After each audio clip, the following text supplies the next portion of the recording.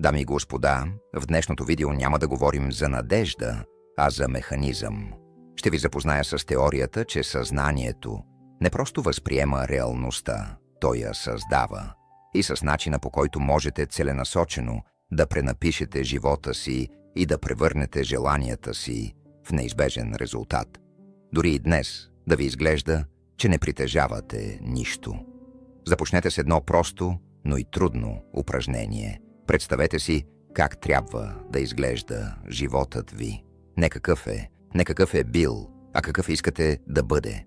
Почувствайте изобилието не като мечта, а като вътрешно състояние, което вече ви принадлежи. Това не е бягство от реалността. Това е техника за нейното превземане. Въображението не е детска игра. То е инструментът, с който всяка власт първо е била замислена, преди да бъде упражнена. Всичко, което съществува около вас, е започнало като идея в нечий ум. Същото важи и за живота ви сега.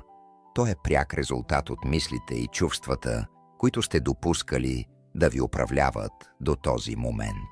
Когато започнете да си представяте себе си като човека, който възнамерявате да станете, вие активирате сила, чието съществуване вече е признато дори от науката. На енергийно ниво тази ваша бъдеща версия започва да съществува. Но не се заблуждавайте. Желанието е слабо, надеждата е пасивна. Нужно е съзнателно, хладнокръвно проектиране на идентичност и реалност. Тази сила е безгранична и всеки може да се възползва от нея, но малцина го правят. Малко хора я използват съзнателно. Чрез въображението си можете да излезете извън ограниченията на настоящите обстоятелства и да изградите вътрешна визия за живот, в който вие сте в позиция на контрол, просперитет и влияние. Мечтите са безплатни, но последиците от тях не са. Затова спрете да разхищавате въображението си за минали спорове, дребни драми и чужди интриги. Това е все едно да използвате оръжие срещу себе си. Много хора обвиняват лошия късмет за несправедливостта, която преживяват. Но дали е така? Или точно те са го поканили в живота си, като са превъртали мисли на страх и безпокойство в главата си? Насочете мислите си само към това, което искате да преживявате, към начина, по който избирате да се чувствате. Потопете се в тази визия така, сякаш тя вече е факт. Позволете си да изпитате удовлетворението и спокойната сигурност на човек, който знае, че е спечелил, още преди светът да го е признал. Въображението не е ограничено от сегашното ви положение. То ви позволява да напуснете рамките на физическото и да навлезете в пространство, където възможностите не подлежат на договаряне. Когато създадете ясна, детайлна вътрешна картина, вие задействате процеси, които започват да пренареждат реалността около вас. Тук стигаме до ключовия принцип – усещането за вече изпълнено желание. Виждането не е достатъчно. Трябва го да почувствате. Запомнете това. Човешките емоции, комбинирани с мисъл, генерират сила, способна да се материализира. Емоциите са магнитът, те са скритият механизъм, който превръща идеите в резултати. Колкото по-дълбоко усещате визията си, толкова по-неизбежно тя започва да се проявява. В момента, в който започнете да се чувствате така, сякаш желанието ви вече е постигнато. Вие се настройвате на честотата на тази реалност. От този момент нататък, нейното появяване в физическия свят е въпрос на време, не на шанс. Разберете едно. Външният свят показва вътрешният ви свят. Той отразява вътрешното ви състояние без милост и без компромиси. Това не е мнение. Това е закон. Когато приемете новата си вътрешна идентичност, вярванията и поведението ви се пренареждат, а след тях и обстоятелствата. Светът започва да се адаптира към това, което излъчвате. Променете го и ще промените света си.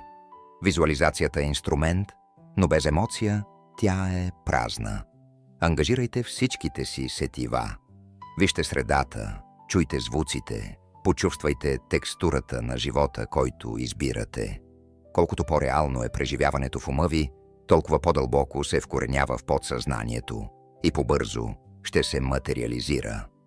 Когато въображението ви е напълно ангажирано, то се превръща в магнит, привличащ хора, възможности, ресурси и обстоятелства, които сега наричате късмет, без да се налага да ги преследвате. Вашата вътрешна вяра и самооценка са фундаментът. Ако не вярвате, че сте достойни, реалността ще ви го доказва ежедневно. Заменете ограничаващите вярвания с едно допускане, че вие сте архитектът. Изобилието не е награда, то е право. Останете стабилни във визията си, дори когато външният свят ви тества. Последователността е това, което превръща идеята в власт. Съмненията и страхът ще се появят, но те са шум. Не им позволявайте да водят. Използвайте въображението си, за да надхвърлите настоящето и да влезете в бъдеще, което вече ви принадлежи. Създаването на изобилие не започва с пари, а с вътрешна позиция. То изисква начин на мислене, в който щедростта и благодарността не са морални жестове, а стратегия. Когато се държите така, сякаш вече живеете живота, към който се стремите, вие изпращате сигнал към себе си и към света, че вече не сте в режим на липса. Практикуването на даване и споделяне в това състояние не ви обеднява, а ви позиционира като човек, който разполага с ресурс.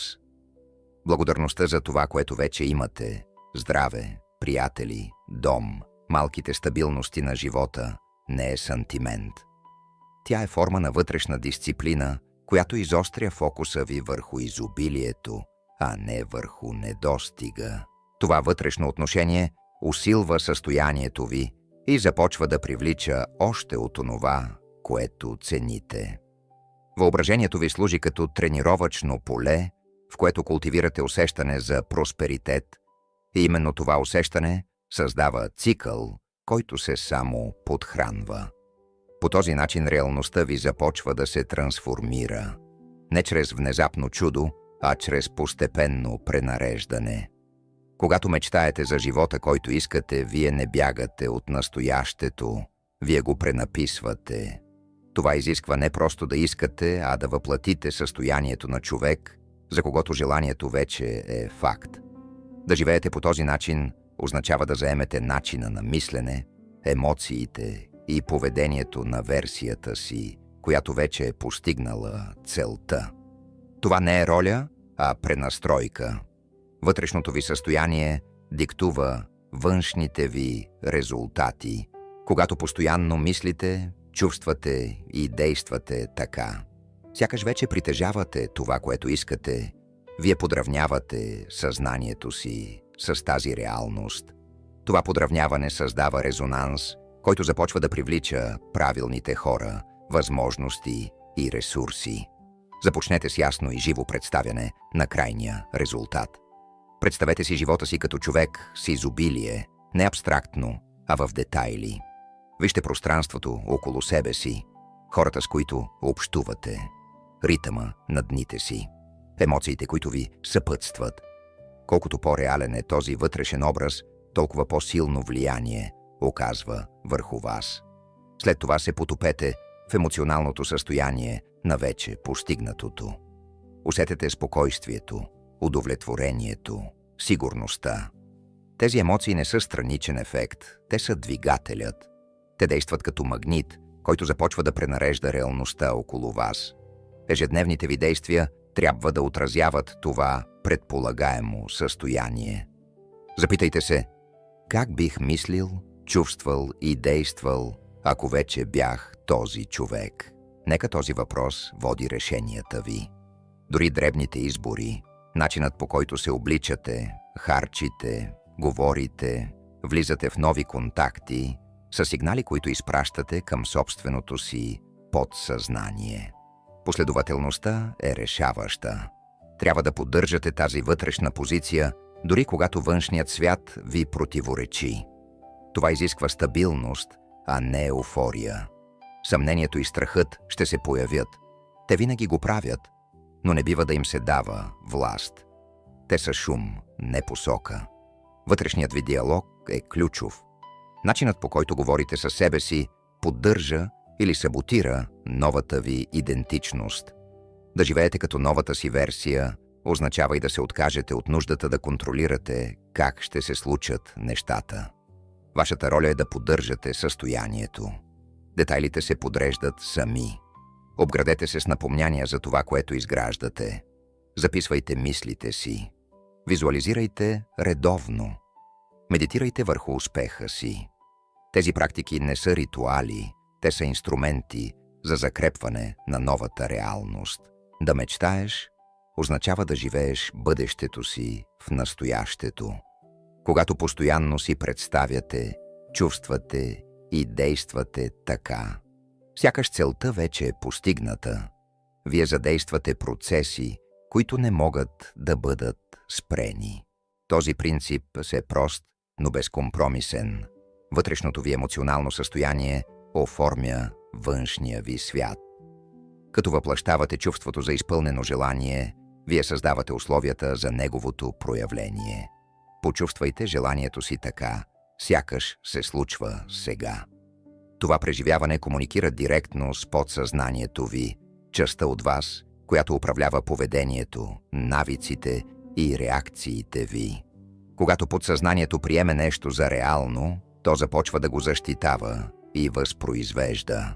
Ако успехът ви носи увереност и вътрешно спокойствие, започнете да действате от това състояние още днес.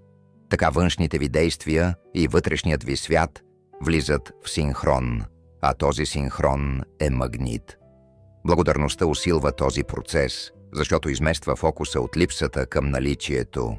Тя засилва емоционалния резонанс и стабилизира състоянието на изпълнено желание. Чрез постоянна визуализация, емоционално участие и дисциплинирана практика, вие подравнявате вътрешния си свят с реалността, която избирате. Това е силата на живота, изживян сякаш вече сте там. Съзнанието създава реалността, не е мотивационен лозунг, а оперативен принцип. Той описва начина, по който вътрешните ви мисли, вярвания и емоционални състояния тихо, но систематично оформят преживяванията ви. Умът не е пасивен наблюдател, той е активен архитект, способен да влияе върху физическия свят чрез фокусирано намерение и прецизно емоционално подравняване. В основата на този принцип стои едно неудобно за мнозина осъзнаване. Реалността, която възприемате, е субективна. Вие не виждате света такъв, какъвто е. Вие го виждате такъв, какъвто позволява вашето съзнание. Мислите, вярванията и чувствата ви действат като филтри. Те не просто отсветяват преживяванията ви, те определят какви ситуации, обстоятелства и хора изобщо могат да влязат в живота ви. Всяка мисъл, която поддържате, всяко убеждение, което не оспорвате, и всяка емоция, която допускате да се задържи, участва в изграждането на вашата реалност. Когато мислите в посока на възможност и собствена стойност, вие се подравнявате с среди и резултати, които отразяват това вътрешно състояние. Когато допускате съмнение, страх и ограничение, вие несъзнателно изграждате бариери, които след това наричате обстоятелства. Този механизъм често се обяснява чрез закона за привличането, но същността му е по-строга. Подобното не просто се привлича, то се разпознава и допуска.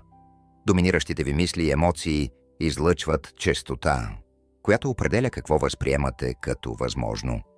Фокусът върху изобилие, успех и растеж ви поставя в синхрон с ситуации, които ги отразяват. Фокусът върху липса и провал стеснява полето ви на избор и ви заключва в повторения.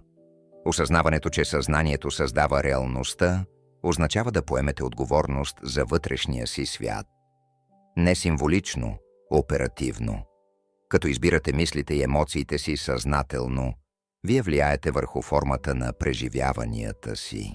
Този процес започва с самонаблюдение. разпознаване на автоматичните мисли и вярванията, които сте приели без проверка. Това осъзнаване ви дава възможност да идентифицирате модели, които работят срещу вас и да ги замените. Не чрез насилие, а чрез пренастройка. Вътрешният ви диалог започва да се променя. Негативните мисли се заменят с целенасочени утвърждения. Визията за желания резултат се поддържа съзнателно. Емоциите, свързани с целта, се тренират, а не се чакат. Така създавате умствена и емоционална среда, която подкрепя посоката ви. Реалността започва да откликва не защото ни Вселената е добра, а защото вие вече сте подравнени. Вярванията са ядрото на този процес. Те са дълбоки допускания за това какво е възможно и какво не е. Тези допускания оформят очакванията ви и следователно поведението ви. А поведението ви е това, което светът реагира. Ако искате различна реалност, трябва да преразгледате вярванията, които я поддържат. Това означава да оспорите стари предположения и да приемете нови рамки. Не защото са удобни, а защото са функционални. Овластяващите вярвания не са утеха, те са инструмент. Емоциите са усилвателят. Те са енергийният компонент, който придава плътност на мислите и ги превръща в преживяване. Без емоция мисълта остава концепция. С емоция тя се превръща в сигнал. Визуализацията е практичен метод за насочване на тази сила. Когато ясно и детайлно си представяте желания резултат, вие създавате вътрешен план, който започва да води решенията ви. Поведението ви се променя преди реалността да го направи. Благодарността е друг ключов елемент. Тя не е морална добродетел, а пренасочване на фокуса. Когато сте благодарни за това, което вече имате и за това, което изграждате, вие излизате от режима на недостиг. Това вътрешно състояние създава усещане за стабилност и пълнота, което естествено привлича още възможности. И накрая – действието. Мислите и емоциите подготвят сцената, но действието е това, което материализира. Вдъхновените действия не са импулсивни, те проистичат от яснота и вътрешна увереност. Те са синхронизирани с целта и се усещат точни, дори когато са трудни. Така съзнанието не просто възприема реалността, то я конструира. Принципът «съзнанието създава реалността» изисква не наивна вяра, а доверие в процеса. Това доверие не е пасивно, то е форма на вътрешна стабилност. Търпението и постоянството са неизбежни, докато вътрешният ви свят се подравнява с резултатите, които избирате да преживеете. Забавянето между вътрешната промяна и външното й проявление не е грешка в системата, то е част от нея. Онези, които се отказват в този период, не са били спрени от реалността, а от собствената си нетърпеливост. Когато поддържате последователно мислене, насочено към целта, реалността неизбежно започва да отразява намеренията ви. Не веднага, но точно. Разбирането и прилагането на този принцип разкрива нещо фундаментално. Вие притежавате вътрешната власт да оформяте живота си. Не чрез външен контрол, а чрез управление на вътрешното си състояние. Осъзнатите мисли, овластяващите вярвания, стабилните емоции, ясната визуализация и точните действия работят като една система. Когато тя е подравнена, външният свят започва да се адаптира. Този принцип не ви обещава лек път. Той ви кани да поемете ролята на съзнателен създател, а не на реактивен участник. Съзнанието ви разполага с потенциал, който остава неизползван, докато не поемете отговорност за него. Когато го направите, животът ви започва да отразява не случайността, а избора. Законът за предположението е естествено продължение на тази логика. Той гласи, че онова, което приемате за истина, се превръща в рамката, в която реалността ви функционира. Вашите вярвания и допускания не са неутрални, те задават посоката на преживяванията ви. Вътрешното ви състояние, мисли, чувства, убеждения, не реагира на външния свят. То го предхожда. Когато приемете психическото състояние, че вече притежавате желаното, вие премествате отправната точка на съзнанието си. В този момент целта престава да бъде бъдеще и започва да се държи като настояще. Законът за предположението не изисква доказателства. Той изисква вътрешно приемане. Когато почувствате желанието си като вече осъществено, съзнанието ви се синхронизира с него. Оттам нататък започват процеси, които не се нуждаят от вашия постоянен контрол, а от вашата последователност. Подсъзнанието не различава реално от въображаемо.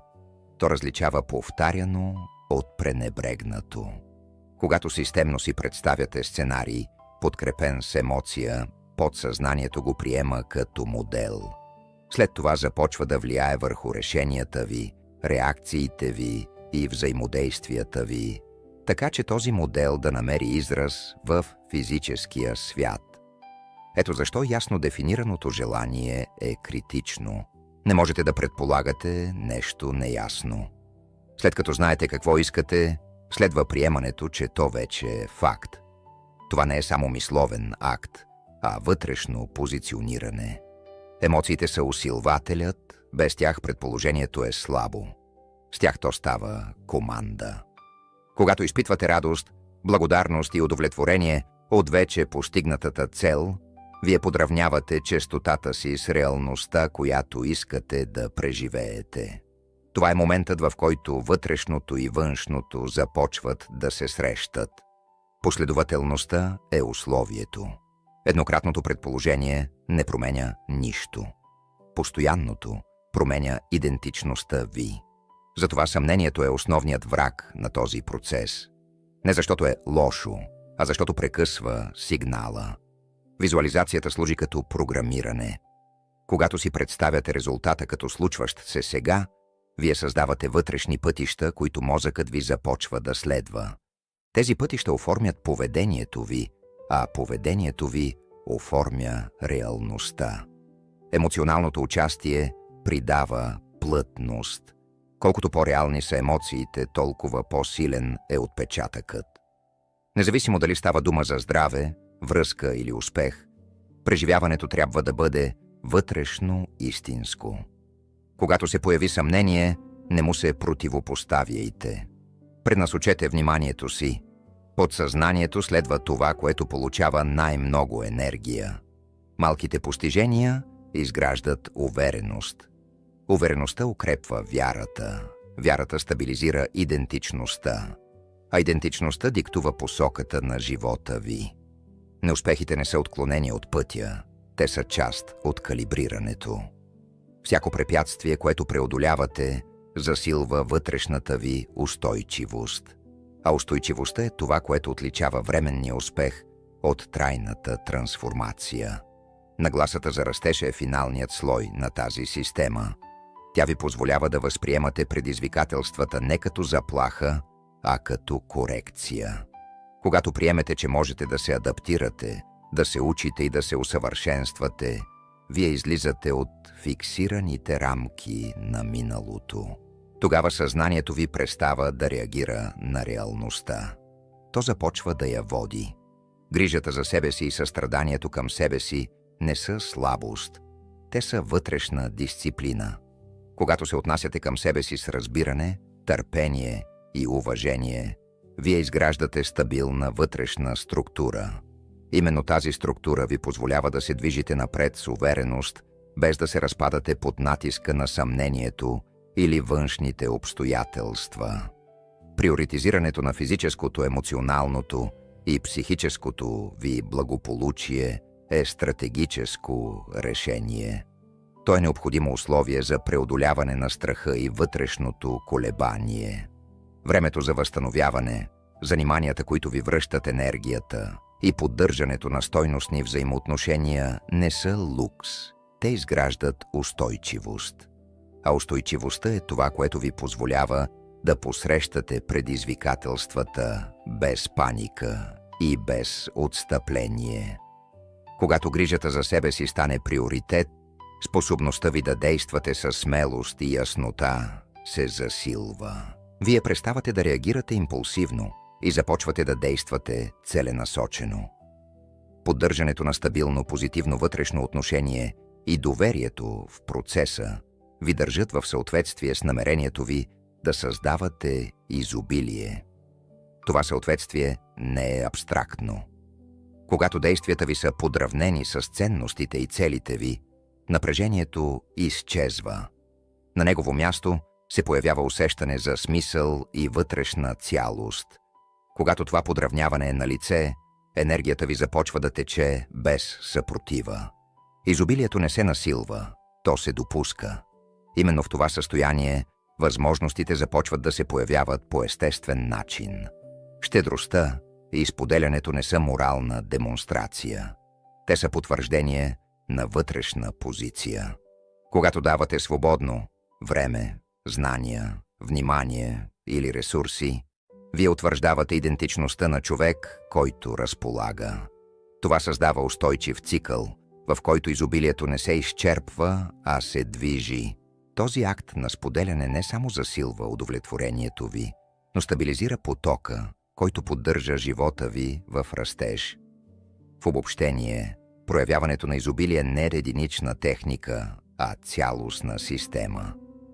Тя включва начин на мислене, насочен към възможност, ясно виждане на целите, стабилен вътрешен диалог, благодарност, последователни действия, освобождаване от ограничаващи вярвания, изграждане на устойчивост, подравняване с ценностите ви и готовност да споделяте това, което изграждате.